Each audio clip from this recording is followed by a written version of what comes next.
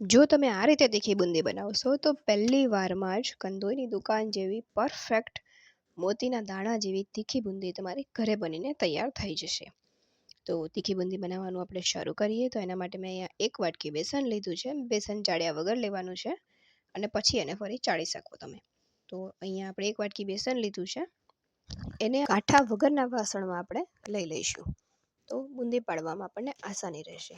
તો અહીં આપણે બેસન લઈ લીધું છે.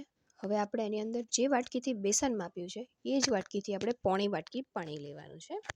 તો અહીંયા તમે જોઈ શકો છો મેં જે વાટકીથી બેસન લીધું છે એ જ વાટકીથી પોણી વાટકી પાણી લીધું છે.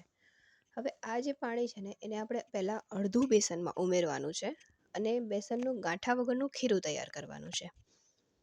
જો આપણે બધું જ પાણી પહેલાં ઉમેરી દઈશું તો એમાં ગાંઠા પડશે અને બહુ વાર લાગશે ખીરું બનતા. તો અહીંયા પહેલાં આપણે અડધું પાણી ઉમેરીને ગાંઠા વગરનું એનું એક ખીરું તૈયાર કરી લઈશું અને ત્યાર પછી જે બીજું પાણી છે એ પણ ઉમેરી દઈશું અને એનું એક પતલું ખીરું તૈયાર કરી લઈશું આપણે.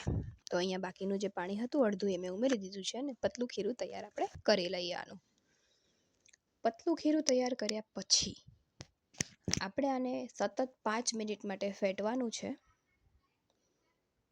ફેટવાથી એની અંદર હવાના કણો ભરાશે અને એ હવાના કણોથી જ બુંદી ખૂબ સારી બનશે. તો અહીંયા તમે જોઈ શકો છો આપણે આટલું જાડું ખીરું રાખવાનું છે.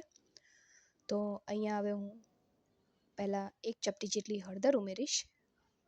તો આને હવે 5 મિનિટ માટે હું ફેટી લઈશ. અહીંયા તમે જોઈ શકો છો 5 મિનિટ ફેટ્યા બાદ એમાં એર બબલ્સ ભરાઈ ગયા છે.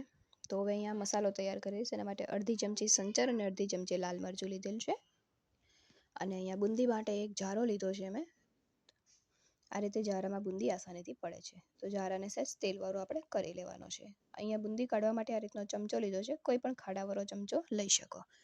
તો આપણે તેલ ગરમ કરવા મૂકી દીધું છે અને આપણે બુંદી પાડવાની શરૂઆત કરતાં પહેલાં એક આંગળીથી એક બુંદી પાડી જોવાની છે અને બુંદીનો જારો આપણી આંગળી પણ ઊંચી રાખવાની છે અને જોવાનું છે કે બુંદી ગોળ પડે છે ને. જો આ સમયે બુંદી ગોળ ના પડે તો તમે ચપટી થઈ જાય તો તમે એની અંદર અડધી ચમચી બેસન ઉમેરી શકો છો. અહીંયાથી કઢાઈથી જારો આપણે આટલો ઊંચો રાખવાનો છે જેથી બુંદી એકદમ તેલમાં નીચે પડે. તો અહીંયા તમે જોઈ શકો છો એકદમ ગોળ અને મસ્ત બુંદી પડી છે આપણી. તો આ બુંદીને આપણે મીડિયમ ગેસ ઉપર 2 થી 3 મિનિટ માટે એને તળાવવા દેવાની છે. એને 2 થી 3 મિનિટ તળાતા લાગે છે અને જ્યારે આપણે એમાં ફેરવતા હોઈએ છીએ ને ચમચો ત્યારે આપણને લાગે છે કે બુંદી કડક છે. હવે તો ધીમા ગેસે કરીશું તો બુંદી લાલ નહીં થઈ જાય આપણી. તો એના માટે એને ધીમા ગેસે જ આપણે તળવાની છે. આમાં ખારાની પણ જરૂર નથી પડતી અને મીઠું તો અંદર નાખવાનું જ નથી કારણ કે આપણે ઉપર સંચર ઉમેરવાના છીએ ને એટલે અંદર મીઠું નાખવાની કોઈ જરૂર નથી.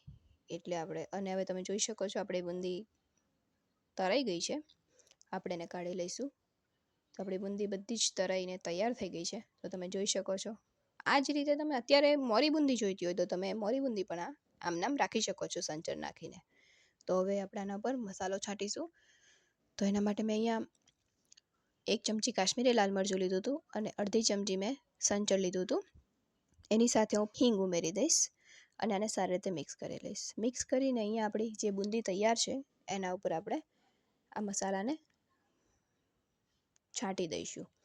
તો બુંદી ગરમ હોય ત્યારે જ મસાલાને છાંટી દેવો તો બુંદીમાં સારી રીતે મસાલો મિક્સ થઈ જાય છે. તો તમે જોઈ શકો છો અહીંયા એકદમ આપણી બજાર જેવી તીખી બુંદી બનીને તૈયાર છે. એકદમ ટેસ્ટી અને બજાર જેવો જ ટેસ્ટ આવશે. એક વખત જરૂરથી ટ્રાય કરજો. અને